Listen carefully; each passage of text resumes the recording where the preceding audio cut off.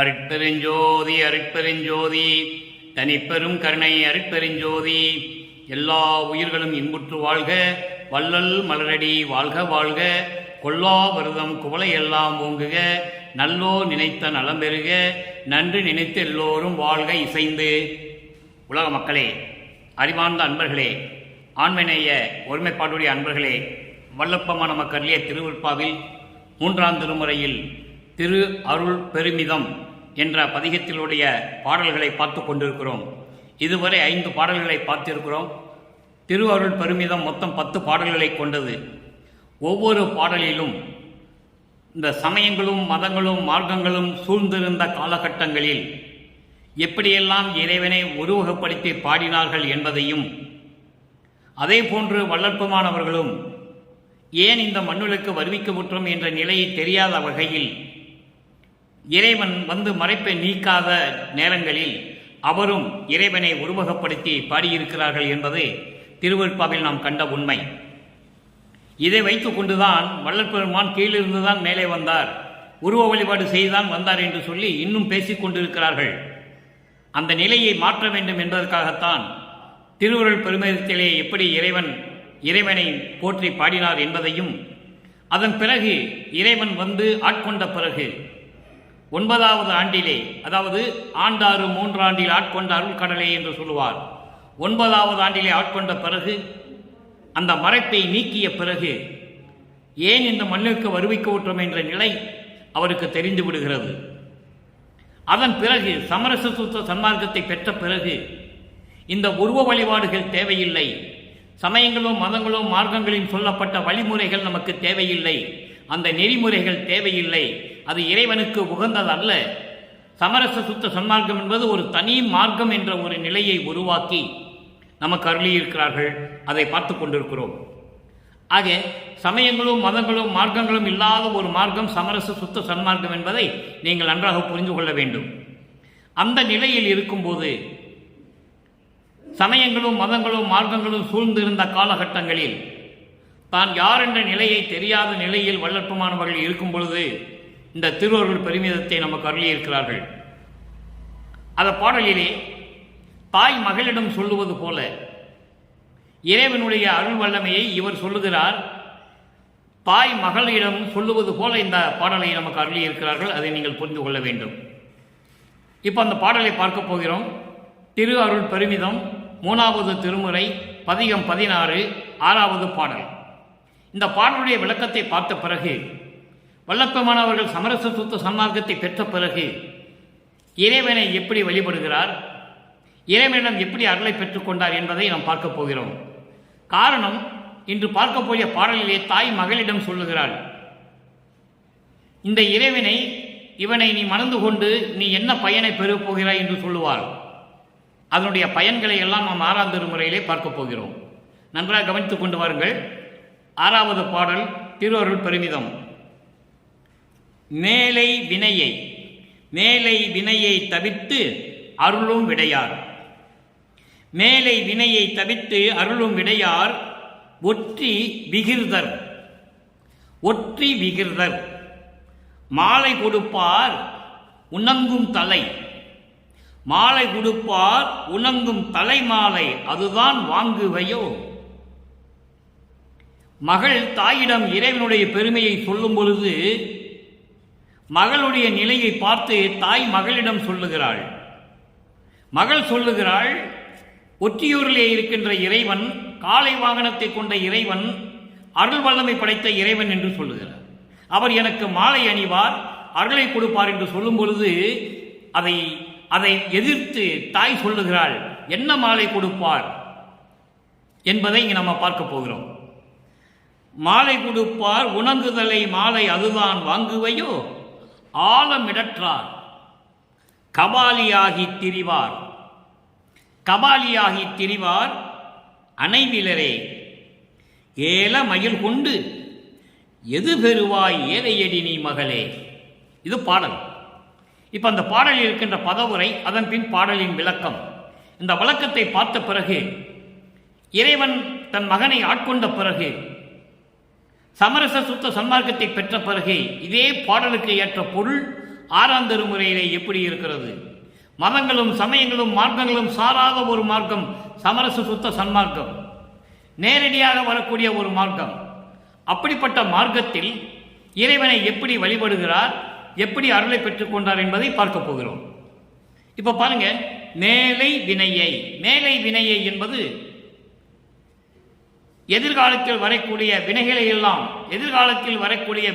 எல்லாம் தவிர்த்து அருளும் விடையார். விடையார் என்றால் காளை வாகனத்தை உடையவர். காளை வாகனத்தை உடைய இறைவன். அவர் என்ன இறைவன்? எப்படி அருளை பெற்ற இறைவன் என்றால் எல்லா வினைகளையும் தீர்க்கக்கூடிய இறைவன். ஒற்றி விகிர்தர். ஒற்றி விகிர்தர் என்று சொல்கிறார். ஒற்றி விகிர்தர் என்றால் சமய நெறிகளை கொண்டவர். சமய நெறிகளையும் மத நெறிகளையும் மார்க்க நெறிகளையும் கொண்ட இறைவன். அந்த விதிமுறைகளை பின்பற்றிய இறைவன். நல்லா நீங்க கவனிச்சுட்டே வரணும். எப்போ சமரச சுத்த சன்மார்க்கம் தொடங்குகிறது, எப்போ அதை மகனிடம் கொடுக்கிறார், அதன் பிறகு இந்த சமயங்களும் மதங்களும் மார்க்கங்களும் எப்பொழுது தேவையில்லை என்று சொல்லுகிறார். இதை நாம் தெளிவாக இன்று பார்க்க போகிறோம். நன்றாக நீங்கள் கவனித்துக் கொண்டே வர வேண்டும். அப்போ ஒற்றி விகிர்தர், திருவொற்றியூரிலே அருள் தன்மையோடு விளங்கிக் கொண்டிருக்கின்ற இந்த மதங்களையும் மார்க்கங்களையும் சமயங்களையும் சார்ந்து கொண்டிருக்கின்ற இறைவன் தெளிவாக சொல்லுகிறார். அது பாருங்க, மாலை கொடுப்பார் உணங்குந்தலை. மாலை மாலை கொடுப்பார். என்ன மாலை கொடுப்பார்? சுடுகாட்டிலே எரிந்து கொண்டிருக்கின்ற மண்டை ஓடுகளை மாலையாக தொடுத்து கொடுப்பார். அதை நீ வாங்குவாயா? இவ்வளவு அற்புதமா சொல்ற பாருங்க. இறைவனுடைய உருவ நிலையை உருவகப்படுத்துகிறார். சமயங்களிலும் மதங்களிலும் மார்க்கங்களில் சொல்லப்பட்ட இறைவனை உருவகப்படுத்துகிறார். எப்படி மதுரையிலே சொக்கநாதன் என்று சொன்னார்களோ, சதுரகிரியிலே மகாலிங்கம் என்று சொன்னார்களோ, திருவொற்றியூரிலே தியாகராஜ பெருமான் என்று சொன்னார்களோ, திருமலை வாயிலே மாசிலாமன் என்று சொன்னார்களோ, அதே போன்று வல்லப்பமானு சொல்லுகிறார். தாய் மகளிடம் சொல்லுகிறாள், அவர் உனக்கு மாலையை கொடுப்பார். என்ன மாலையை கொடுப்பார்? சுடுகாட்டிலே எரிந்து கொண்டிருக்கின்ற மண்டை ஓடுகளை மாலையாக தொடுத்து உனக்கு கொடுப்பார். அதை வாங்குவாயா என்று கேட்கிறார். மாலை தொடுப்பார் உணங்குதலை மாலை, அதுதான் வாங்குவையோ? ஆழமிடற்றார். விஷத்தை உண்டு கழுத்திலே நிறுத்திக் கொண்டவன். விஷத்தை உண்டு கழுத்திலே நிறுத்திக் கொண்டவன். தேவைப்பட்டால் விஷம் கூட உண்ணுவான். கபாலியாக தெரிந்தவர். பித்து பிடித்துக் கொண்டு, அதான் பித்தன் என்று சொல்லுவார்கள். மண்டை ஓடுகளை தலையிலே, மண்டை ஓடுகளை மார்பிலே சுமந்து கொண்டு, கழுத்திலே அணிந்து கொண்டு, விஷம் அணிந்த கழுத்தோடு கபாலியாக தெரிந்து கொண்டிருப்பான். அவனை போய் அணைவிலரே அவனை போய் எப்படி கட்டி கொள்ளுவ? எப்படி அணைச்சு கொள்ளுவ? நீ அவனை சேர்த்து அணைத்தால் மண்டை ஓடுவன் தடுக்குமே. உனக்கு அருவருப்பாக இருக்காதா? எவ்வளவு அற்புதமா சொல்ற பாருங்க. அப்படிப்பட்டவனை ஏலமயில் கொண்டு என்பது மிகுந்த காதல் கொண்டு, அளவிலாத அன்பு கொண்டு அவனை மணக்க வேண்டும் என்று சொல்லுகிறாயே, அதனால் என்ன பயன் உனக்கு கிடைக்கப் போகிறது? ஏழையடி என் மகளே, விவரம் தெரியாத பெண்ணாக இருக்கிறாயே என் மகளே என்று சொல்லுகிறார். தாய் மகளிடம் சொல்லுகிறாள். இதனுடைய கருத்து என்னவென்றால், இறைவனை அந்த காலகட்டங்களில் சமயங்களும் மதங்களும் மார்க்கங்களும் சூழ்ந்திருந்த காலகட்டங்களில், இந்த பிரபஞ்சம் தோன்றிய காலத்திலிருந்தே சமயங்களும் மதங்களும் மார்க்கங்களும் எப்படி வந்தன? பின்னாலே அது விளக்கம் தருகிறார். இந்த பாடலுக்கு பின்னாலே விளக்கம் தருகிறார் நமது இறைவன் வல்லற்பமானவர்கள். அப்போ அவங்களால் சொல்லப்பட்ட அந்த கருத்துக்களை அத்தனையுமே 9 வயதிற்குள் இவருக்கும் தெரிகிறது. அதனால் பாடுகிறார். தவறு இல்லை, இது உண்மை. அதன் பிறகு சொல்லுகிறார், அது தவறு என்று எனக்கு தெரிந்தது, எனது மறைப்பு நீங்கியது, என் தந்தை என் ஆட்கொண்ட பிறகு, சமரச சுத்த சன்மார்க்கத்தை பெற்ற பிறகு இது தேவையில்லை என்று எனக்கு தெரிந்தது என்று சொல்லுகிறார். அப்போ நம்ம என்ன செய்யணும்? அதெல்லாம் விட்டுட்டு வந்துடணும். இன்னும் அதையே பிடிச்சி தொங்கிட்டு இருக்க கூடாது. அவர் தான் சொல்றாரே, நேரடியாக வான்னு சொல்றாரு. அதெல்லாம் நீ கடந்து வரணும்னா நீ அதுக்குள்ளே உனக்கு வந்து மரணம் வந்துடும். எப்போ பெரிய நீ சுத்த சன்மார்க்கத்தை தெரிஞ்சுக்குவ, எப்போ இறைவனை பார்க்க போறேன்னு சொல்ற. ஆக இந்த பாடலுடைய பதவுரையை பார்த்து விட்டோம். இந்த பாடலுடைய பொருள் பாருங்க, தொகுத்து சொல்லுகிறேன். இதுக்கு முன்ன வரி வரியாக சொன்னோம், இப்ப தொகுத்து சொல்லுகிறேன். எதிர்காலத்தில் வரக்கூடிய தீய வினைகளை எல்லாம் நீக்கி அருளும் இறைவன் திருவொற்றியூரிலே இருக்கிறார். காளை வாகனம் கொண்டவர். சமயங்களையும் மதங்களையும் மார்க்கங்களையும் சேர்ந்த ஒழுக்க அந்த நெறிகளை கொண்டு இருந்து கொண்டு திருவொற்றியூரிலே இருக்கின்றவர். இப்படியெல்லாம் சொல்லுகின்றாய் என் மகளே, அருளுடையவன் என்று சொல்லுகிறாய், காளை வாகனத்தை உடையவன் என்று சொல்லுகிறாய், எனக்கு மாலை சூட்டுவார் என்று சொல்லுகிறாய். இப்படியெல்லாம் சொல்லுகின்ற இறைவன் அந்த மாலையை எப்படி கொடுப்பான்? சுடுகாட்டிலே எரிந்து கொண்டிருந்த மண்டை ஓடுகளை எடுத்து வந்து மாலையாக தொடுத்து உனக்கு கொடுத்தால் நீ வாங்குவாயா? இப்படி மண்டை ஓடுகளை கழுத்தில் அணிந்து கொண்டு விஷம் அணிந்த கழுத்தோடு விஷம் குடித்து அந்த விஷத்தை கழுத்தில் நிறுத்திய அந்த கழுத்து, அதான் ஆழம் மிடற்றார் என்று சொல்லுகிறார். ஆழம் என்பது நஞ்சு, விஷம். மிடற்றார் என்பது கழுத்து உடையவன். விஷத்தை உண்ட அந்த கழுத்தை உடையவன் சுடுகாட்டிலே எரிந்து கொண்டிருக்கின்ற மண்டை ஓடுகளை மாலையாக சூழ்ந்து கொண்டு கழுத்திலே மாட்டிக்கொண்டு வருவான். நீ அவனை கட்டி அணைத்துக் கொள்ளுவாயா? இப்படிப்பட்டவனை நீ விரும்பி அன்போடு காதலிக்கிறாயே, அவனை திருமணம் செய்து கொள்வேன் என்று சொல்லுகிறாயே. அவனை திருமணம் செய்து கொண்டு அவனோடு கலந்து கொண்டு நீ என்ன பயனை பெறப்போகிறாய்? ஒன்றும் விவரம் தெரியாத பெண்ணாக இருக்கிறாயே என் மகளே என்று சொல்லி இந்த பாடலை அருளி இருக்கிறார்கள். அப்போ சமரச சுத்த சன்மார்க்கத்தை பெற்ற பிறகு இந்த சமயங்களும் மதங்களும் மார்க்கங்களும் சாராத இறைவன், எந்த உருவமும் இல்லாத இறைவன், ஜோதியாக இருக்கின்ற இறைவன், அருட்பெருஞ்சோதி, அவரிடம் எப்படி அருளை பெற்றுக் கொண்டார் என்பதை தாய் மகளிடம் சொல்லுவது போல சொல்லுகிறாள். நல்லா கவனிக்கணும். 3ஆம் திருமுறையிலே தாய் மகளிடம் எப்படி சொல்லுகிறாள்? அதே மகள் சமரச சுத்த சன்மார்க்கத்தை பெற்ற பிறகு இறைவனை பற்றி சொல்லும் பொழுது தன்னுடைய மகள் எப்படியெல்லாம் சொன்னாள் என்பதை ஒரு தாய் சொல்லுகிறாள்.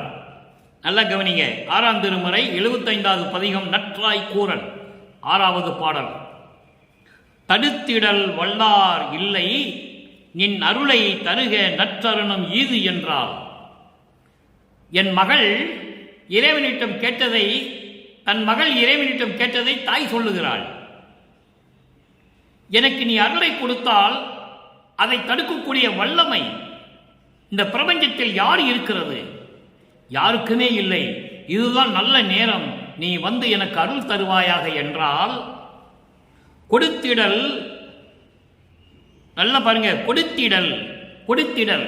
நீ கொடுக்காவிட்டால் ஐயோ நின் அருட்பெருமை குறையுமோ? குறைந்திடாது என்றால். நீதான் நிறைய அருளை வைத்துக் கொண்டிருக்கிறாயே, எனக்கு கொடுத்தால் குறைந்தா போய்விடும்,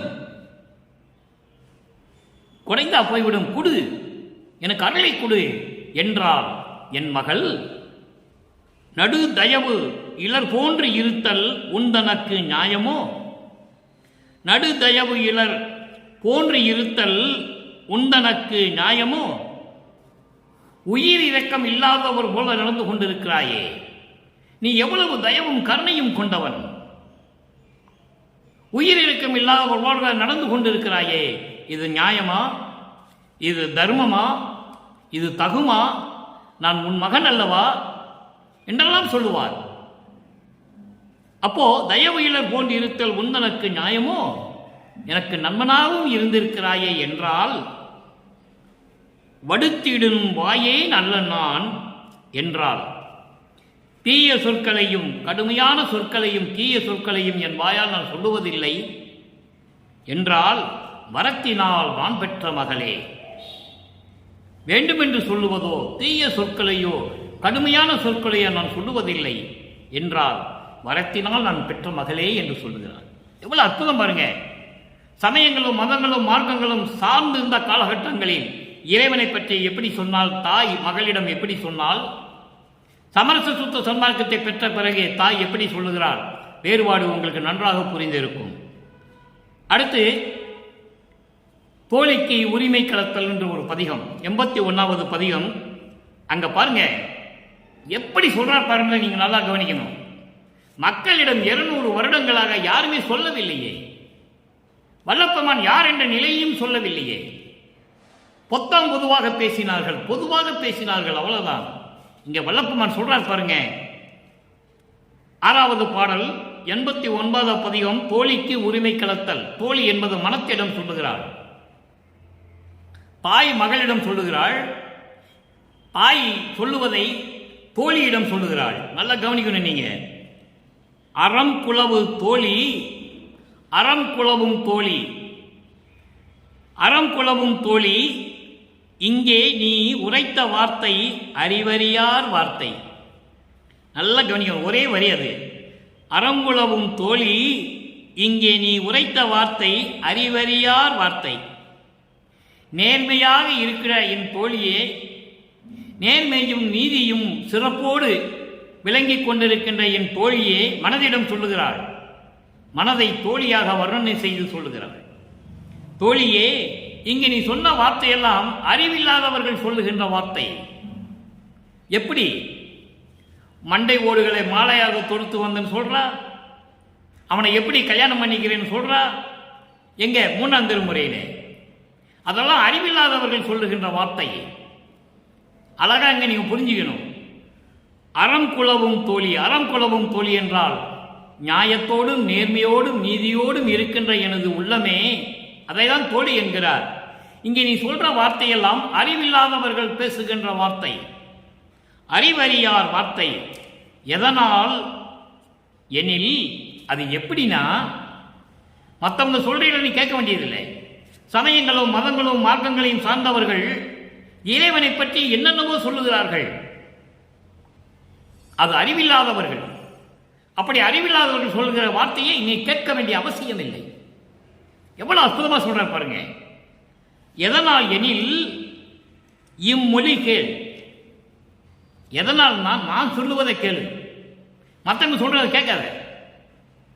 நான் சொல்லுவதை கேள்.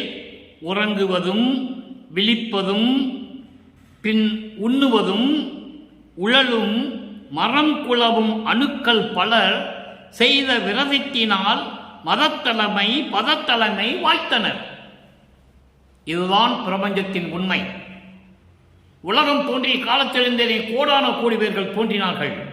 எந்த முனிவனும் ரிஷியும் இந்த மாதிரி சொன்னதில்லை, எந்த நூலும் சொன்னதில்லை, அவர்களே யார் என்று சொன்னதில்லை. வல்லப்பெருமான் நீங்க சொல்றார் பாருங்க. மரம் குலவும், அதாவது உறங்குவது, உறங்குவது விழிப்பது, அதுக்கப்புறம் உண்ணுவது, உண்ணி மலஞ்சலம் கழிப்பது. நல்லா கவனிச்சுட்டே வரணும் நீங்க. அதான் வல்லப்பெருமான் சொல்றார்.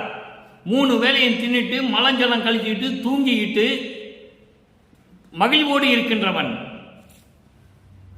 சிறு இன்பம் இதையெல்லாம் பெற்றுக்கொண்டு இருப்பவெல்லாம் இறைவனாக முடியாது. அதை தான் இங்க சொல்கிறார் பாருங்க. உறங்குவதும் விழிப்பதும், உறங்குவது அப்புறம் விழிக்கிறது, பின்னர் சாப்பிடுவது, இறத்தல் உருவதுடன், இறத்தல் உருவதுடன் இறப்பை பெற்றது. இறப்பு பின் பிறத்தல், இறந்து பிறக்கிறது, பல பெறுவதுமாய். எத்தனையோ பேர்கள் இறப்பது பிறப்பது இறப்பது பிறப்பது என்று உழலும் என்று தெரிந்து கொண்டிருக்கின்ற, துன்பப்பட்டு கொண்டிருக்கின்ற மரம் குலவும் அணுக்கள் பலர். மரம் குலவும் அணுக்கள் பலர். நல்லா கவனிக்கணும் நீங்க. மரம் குலவும் என்றால் துன்மார்க்கத்தை சேர்ந்த, வன் செயல்களை செய்யக்கூடிய, கொடிய செயல்களை செய்யக்கூடிய, புலையும் கொலையும் தவிர்க்காத அணுக்கள் பலர். அணுக்கள் பலர் என்பது நல்லா கவனிக்கணும். அணுக்கள் என்று சொல்லுகிறார். சிறியவர்கள் பலர், ஆன்மாக்கள். ஆன்மாக்கள் தானே, அணுக்கள் என்பது ஆன்மாக்கள். அப்படி பலர் என்ன செஞ்சாங்களா? பலர் செய்த வரத்தினால், செய்த தவத்தினால் மதத்தலைவன் என்ற பெயரை பெற்றுக் கொண்டார்கள், பதத்தலைவன் என்ற பெயரை பெற்றுக் கொண்டார்கள். நல்லா கவனிக்கணும் நீங்க. இங்க பதத்தலைவன் என்று சொல்லுவது பிரம்மன், திருமால், ருத்திரன், மகேஸ்வரன், சதாசிவன். இவர்கள் பதத்தலைவர்கள். விண்ணோர் வேந்தனாகிய இந்திரன், இவர்களெல்லாம் பதத்தலைவர்கள். இறைவனுடைய அருளால் பெற்றுக்கொண்டு இறைவனுடைய திருவடிகளால் அருளை பெற்றுக்கொண்டு அந்த சூழ்நிலையில் வாழ்ந்து கொண்டிருப்பவர்கள் தான் பதத்தலைவர்கள். மதத்தலைவர்கள் என்பது மதங்களை உருவாக்கியவர்கள், புத்தன் போன்றவர்கள். முதலிலே மதத்தை உருவாக்கியவன் புத்தன். பௌத்த மதம், புத்த மதம் என்று சொல்லுவார்கள். அதன் பிறகு சமண மதம், புத்த மதம், யூத மதம், கிறிஸ்துவ மதம், இஸ்லாமிய மதம், எவ்வளவோ மதங்கள் உருவாகிவிட்டன. அப்போ அவர்களெல்லாம் யார் என்று சொல்லுகிறார் பாருங்கள். துன்மார்க்கத்திலேயே இருந்து கொண்டு தீய வன் செயல்களை செய்து கொண்டிருக்கின்ற அணுக்கள் பலர், புலையும் கொலையும் தவிர்க்காதவர்கள். பிரமன் கொலை செய்திருக்கிறான், பாடலில் சொல்லுகிறார். அன்பர்களே, நான் சொல்லவில்லை, நீங்கள் நன்றாக கவனிக்க வேண்டும். இங்கே பேசக்கூடிய கருத்துக்கள் அத்தனையுமே திருவிற்பாவில் நமது இறைவன் வல்லப்பெருமான் அவர்களால் கூறப்பட்டதுதான். நெடியனே முதல் கடவுள் சமூகத்தோர்த்தம் 1000 பிழையையும் பொறுத்து மாயை ஒடிய நேர் நின்ற கருணை வள்ளல் என மறைகள் ஓதுவது இங்கு உன்னைத்தான் அன்றே. மகாதேவ மாலை 95வது பாடல் 5வது வரியிலே சொல்லுகிறார். வருணமா கொலை பாதகர்கள் என்று சொல்லுகிறார், விதவிதமாக கொலை செய்தவர்கள் என்று சொல்லுகிறார். அதை தான் இங்க ஒரே வரியில் சொல்லுகிறார். சமரச சுத்த சன்மார்க்கத்தை பெற்ற பிறகு அவர்களுடைய நிலை என்ன என்பதை இங்கே சொல்லுகிறார். மரம் குலவும் அணுக்கள் பலர், அந்த ஆன்மாக்கள் எல்லாம் தவம் இருக்கிறார்கள். அதன் பிறகுதான் மதத்தலைவன் என்ற ஒரு இடத்தை பிடித்துக் கொண்டார்கள், பதத்தலைவன் என்ற ஒரு பதவியை பெற்றுக் கொண்டார்கள், வாய்த்தனர். மதத்தலைமை வாய்த்தனர். அங்கு அப்பொழுது அவர் பால் இளங்கலிலே நான் அவர்களிடம் முயலாம் செல்ல மாட்டேன், அவர்கள் என் முன் தகுதி இல்லாதவர்கள் என்று சொல்லுகிறார். பிறந்து பிறந்து செத்தும் இவர்கள் என் முன் வழியிலர் அருப்பாவிலே இருக்கிறது.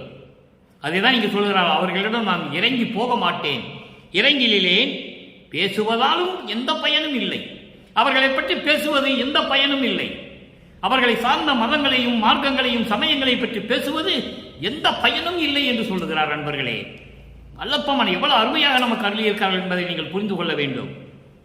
பேசுவதால் என் பயனோ, நடம் செய் இறைவன் அடிப்புகள் பேசி இருக்கின்றேன் ஞானே. இறைவனுடைய திருவடிகளுடைய புகழை பற்றி பேசிக்கொண்டு இருந்து கொண்டிருக்கிறேன் நானே என்று சொல்லி இந்த பாடலை நமக்கு அருளியிருக்கிறார்கள். ஆக சமயங்களும் மதங்களும் மார்க்கங்களும் சேர்ந்தவர்கள் எல்லாம் எப்படி தவம் இருந்து பெற்றுக்கொண்டார்கள் என்பதை சொல்லுகிறார். அதற்காகத்தான் இறுதியாக சமரச சுத்த சன்மார்க்கத்தை பெற்ற பிறகு, 5 தொழிலையும் தந்தையிடம் வாங்கிய பிறகு, நீ என்னோடு இருந்தால்தான் இதெல்லாம் நான் ஏற்றுக்கொள்ளுவேன் என்று சொல்லுகிறார். அதற்கு தந்தை ஏன் என்று கேட்கும்போது, அருட்பெருஞ்சோதி ஏன் மகனே என்று கேட்கும்போது, நீ தனியாக இருந்தால் இந்த அணுக்கள் மறுபடியும் தவம் இருக்கும், நீ கருணையும் தயவும் உள்ளவன், நீ மறுபடியும் வரத்தை கொடுத்து விடுவாய், நாம் சமரச சுத்த சன்மார்க்கத்தை உலக மக்களிடையே சொல்ல முடியாது என்று சொல்லிதான். அதன் பிறகுதான் இறைவனே வந்து, தந்தையே வந்து மகனோடு 2 கலந்து கொள்ளுகிறார். தனியாக இருந்தால் தானே தவம் இருப்பார்கள். இப்போ தந்தை வல்லற்பெருமானுடைய உடலில் இருக்கிறார். அவர்கள் தவம் இருந்தாலும் வல்லற்பெருமான் கொடுக்க முடியாது, கொடுக்க மாட்டார்.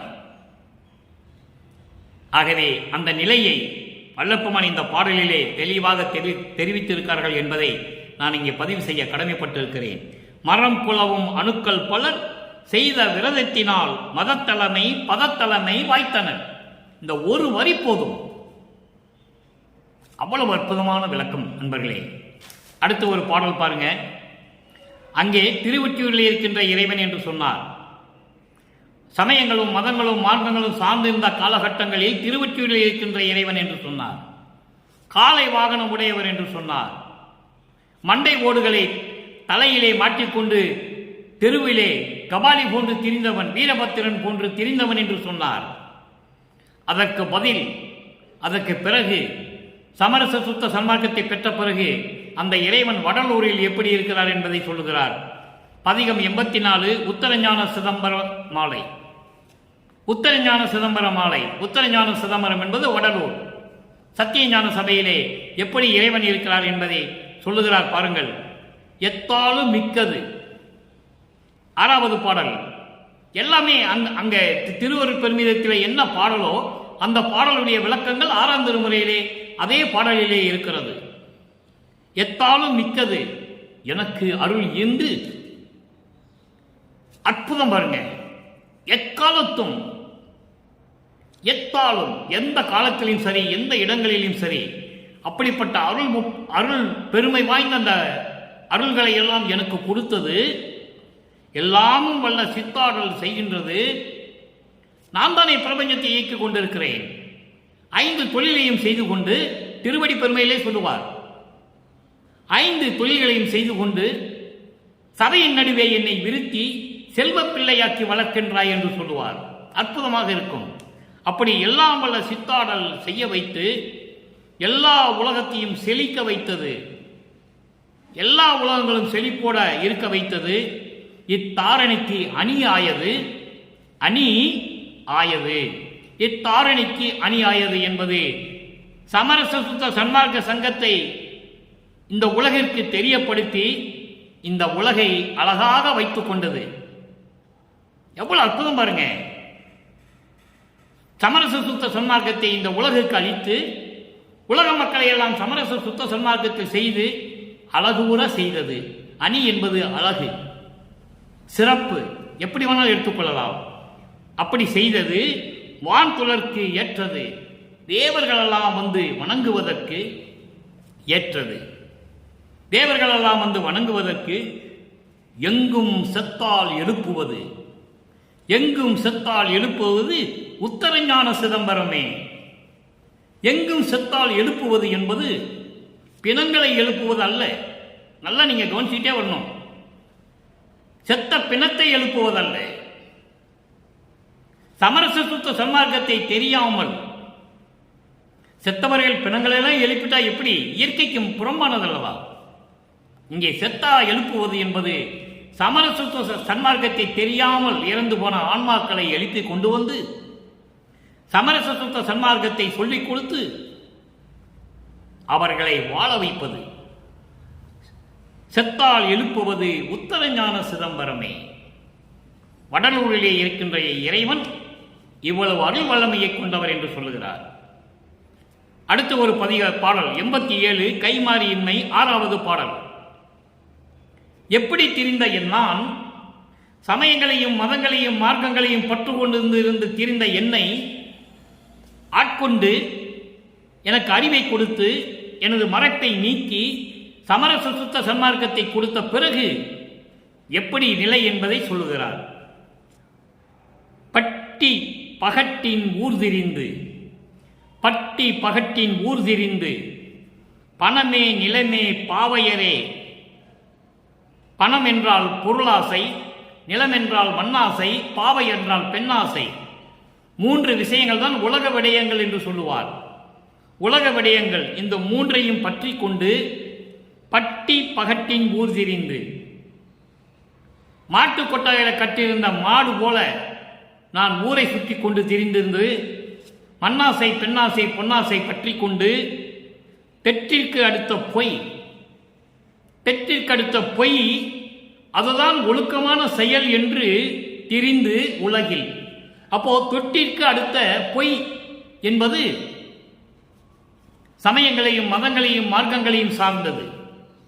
சமயங்களிலும் மதங்களிலும் மார்க்கங்களில் சொல்லப்பட்ட நெறிகள் தான் ஒழுக்கமான நெறி என்று நான் நினைத்து கொண்டு ஊர் சுற்றி திரிந்து கொண்டு உலகில் ஒட்டி குதித்து, உலகில் ஒட்டி குதித்து இதையெல்லாம் என் உள்ளத்தில் சேர்ந்து அதைதான் உண்மை என்று நம்பினேன். நல்லா நீங்க கவனிக்க நண்பர்களே. வள்ளற்பெருமான் இருந்தது உண்மைதான். சமயங்களையும் மதங்களையும் மார்க்கங்களிலும் அன்பு கொண்டு பற்று கொண்டு இருந்தவர் தான். அதை அவரை ஒப்புக்கொள்ளுகிறார். அப்ப எந்த நிலையில் இருந்தேன் என்று சொல்லுகிறார். நிலை தெரிந்த பிறகு சமரச சுத்த சன்மார்க்கத்தை பெற்ற பிறகு அது தேவையில்லை என்று சொல்லுகிறார். அதுதான் சமரச சுத்த சன்மார்க்கத்தின் வழிபாடு என்று சொல்லுகிறார். அப்போ தெற்றிற்கு அடுத்த பொய், இந்த மதங்களும் சமயங்களும் மார்க்கங்களில் சொல்லப்பட்ட இந்த பொய்கள் தான் ஒழுக்கமாக இருக்கிறது என்று நான் நினைத்து கொண்டு திரிந்து உலகில் ஒட்டி குதித்து என் உள்ளத்தில் அது சேர்ந்து விட்டது. ஒட்டி குதித்து சிறு விளையாட்டு நற்றியோடும் மனக்குரங்கை, துள்ளி குதித்து தாவி தாவி தாவி தாவி ஓடும் இந்த மனக்குரங்கை கட்டி கொடுத்தாய். இந்த மனக்குரங்கை நீ அடக்கினாய். அதுதான் ஆணவத்தை அடக்கினாய், செருக்கை அடக்கினாய், அகங்காரத்தை அடக்கினாய் என்று சொல்லுகிறார். அப்போ அது எப்ப கிடைத்தது? சமரச சுத்த சன்மார்க்கம் கிடைத்த பிறகு கிடைத்தது என்பதை வல்லப்பெருமான் தெளிவாக சொல்லியிருக்கிறார் என்பதை இங்கே நான் பதிவு செய்ய கடமைப்பட்டு இருக்கிறேன். நிந்தனக்கு கைமாறு ஏது கொடுப்பேனே. இப்படி மதங்களையும் சமங்களையும் மார்க்கங்களையெல்லாம் நீக்கிவிட்டு இதெல்லாம் தேவையில்லை மகனே, அதெல்லாம் பொய் ஒழுக்கங்கள் என்று சொல்லி குரங்கு போல திரிந்து கொண்டிருந்த எனது மனத்தை அடக்கி, ஆணவத்தை அடக்கி, செருக்கை அடக்கி எனக்கு அருளினாய். நிந்தனக்கு கைமாறு ஏது கொடுப்பேனே என்று சொல்லுகிறார். அடுத்து ஒரு பாடல் பாருங்க. உற்றது உரைத்தல் 90வது பதிகம் 6ஆம் திருமுறை. உற்றது உரைத்தல் 6வது பாடல். இறைவனன் பெற்றுக்கொண்டதை சொல்லுவது. அங்கே தாய் சொல்லுகிறாள். இன்று நாம் பார்த்த திருவருள் பெருமிதம் 3வது திருமுறையிலே 6வது பாடலிலே தாய் மகளிடம் சொல்லுகிறார், அவனை கட்டிக்கொண்டு நீ என்ன சுகத்தை பெறப் போகிறாய்? தேவையா? ஏது மரியாதை பெண்ணாக இருக்கிறாயே. அவன் பிணத்திலே சுடுகாட்டிலே எரிந்து கொண்டிருக்கின்ற மண்டை ஓடுகளை மாலையாக அணிந்து கொண்டு திரிந்து கொண்டிருக்கிறான்.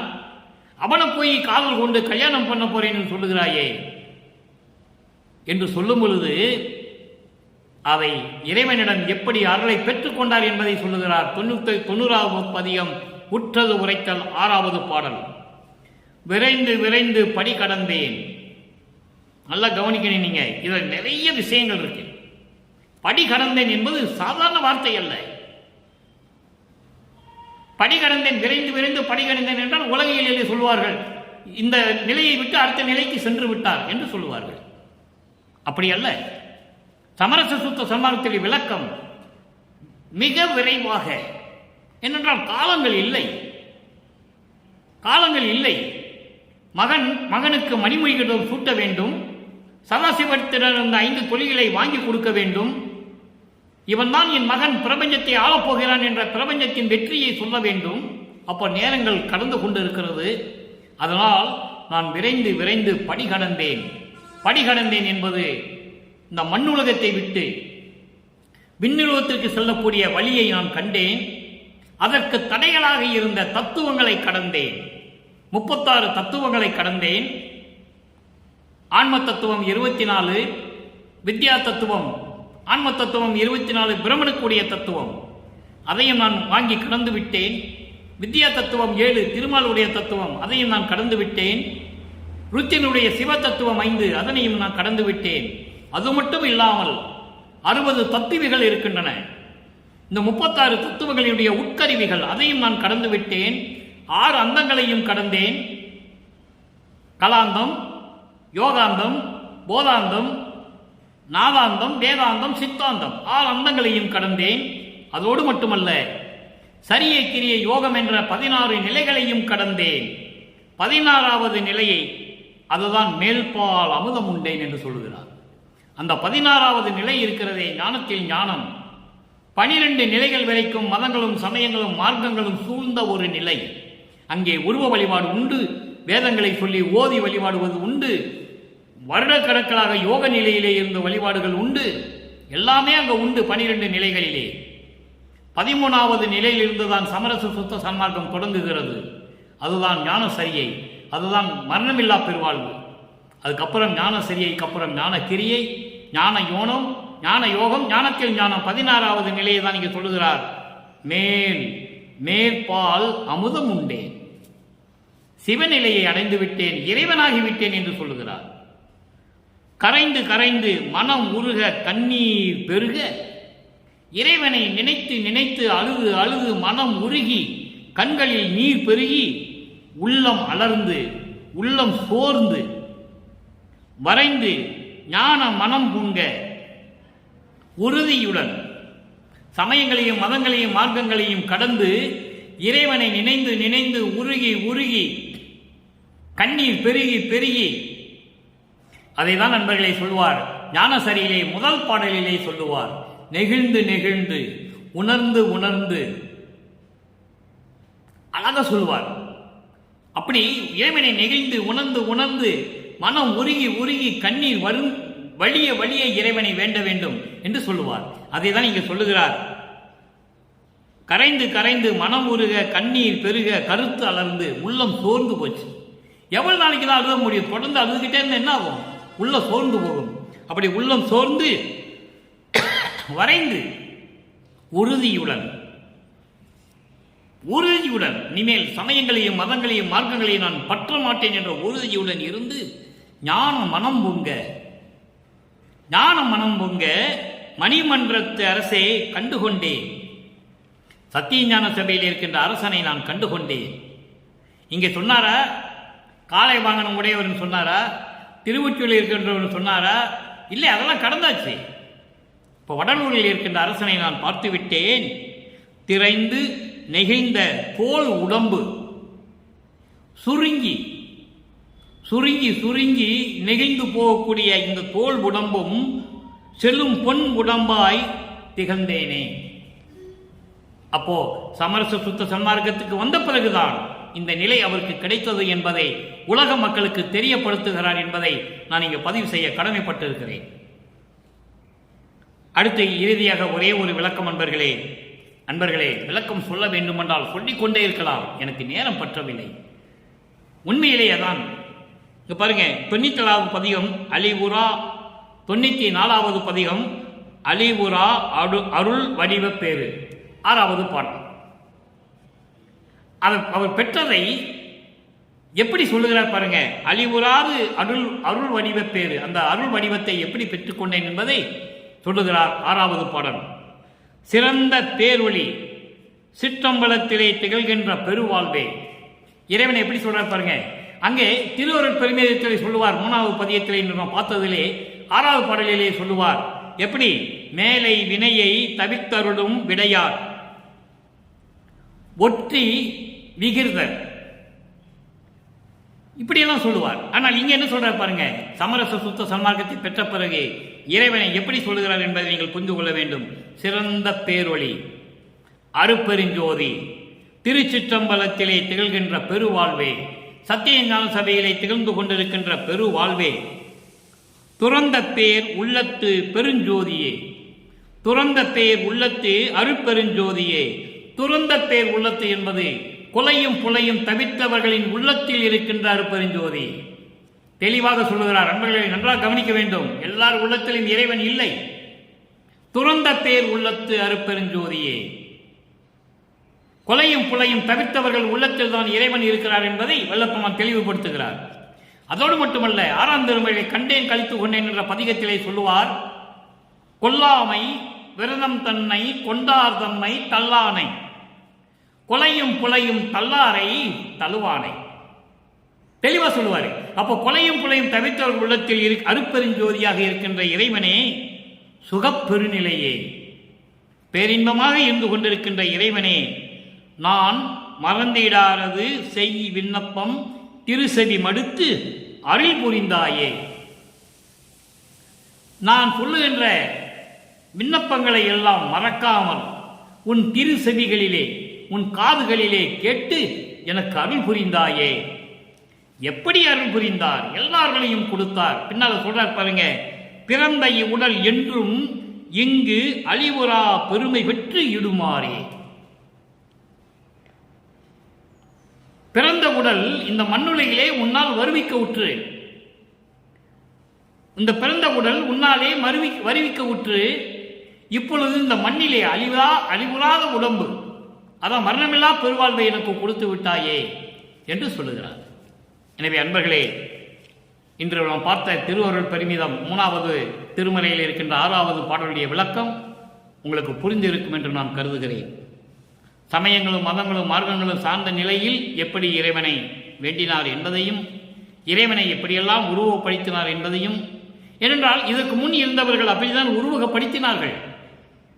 அதன் பிறகு தந்தை மகனை ஆட்கொண்ட பிறகு அவருடைய மரபு நீங்கி சமயங்களும் மதங்களும் மார்க்கங்களும் இல்லாத நிலையில் இறைவனை சமரச சுத்த சன்மார்க்கத்தை பெற்ற பிறகு எப்படி இறைவனை வேண்டினார் என்பதையும், இதையும் அதையும் ஒப்பிட்டு எப்படியெல்லாம் அருளை பெற்றுக்கொண்டார் என்பதையும் நாம் தெளிவாக பார்த்துவிட்டோம். எனவே அன்பர்களே, சமரச சுத்த சன்மார்க்கம் என்பது தனி மார்க்கம். எந்த மதத்தையோ எந்த மார்க்கத்தையோ எந்த சமயத்தையோ சார்ந்து வர வேண்டிய அவசியமே இல்லை. எல்லாரும் இது 200 ஆண்டுகளாக சொல்லிக் கொண்டிருக்கிறார்கள், கீழே இருந்துதான் மேலே வர வேண்டும், கீழே இருந்துதான் மேலே வர வேண்டும் என்று. அப்படி அல்ல. சமரச சுத்த சன்மார்க்கம் எதையும் சாராத மார்க்கம். இறைவன் அருட்பெருஞ்சோதி ஜோதியாக இருக்கிறார், வடலூரிலே இருந்து கொண்டு பிரபஞ்சத்தை இயக்கிக் கொண்டிருக்கிறார் என்ற நிலையை சமரச சுத்த சன்மார்க்கத்தை பெற்ற பிறகு வளர்ப்பவன் தெளிவாக கூறியதை நீங்கள் உணர்ந்து கொள்ள வேண்டும், புரிந்து கொள்ள வேண்டும் என்று சொல்லி, அப்படிப்பட்ட இறைவனை கொலையும் தவிர்த்து அருட்பெருஞ்சோதி அருட்பெருஞ்சோதி தனிப்பெருங்கனை அருட்பெருஞ்சோதி என்ற மகாமந்திரத்தை உச்சரித்து இறைவனுடைய அருளையும் பொருளையும் பெற்றுக்கொண்டு நோயில்லாத வாழ்வில் நீங்கள் இவ்வுலகிலே நீங்களும் உங்கள் பிள்ளைகளும் மனைவியும் உறவினர்களும் உங்களை சார்ந்தவர்களும் சிறப்போடு வாழ வேண்டும் என்று இறைவனுடைய தயவாலையும் கருணையாலையும் வாழ்த்து விடைபெறுகிறேன். இந்த வள்ளலார் ஊழியன். மீண்டும் நாளை சந்திப்போம். நன்றி, வணக்கம். அருட்பெருஞ்சோதி அருட்பெருஞ்சோதி தனிப்பெரும் கருணை அருட்பெருஞ்சோதி.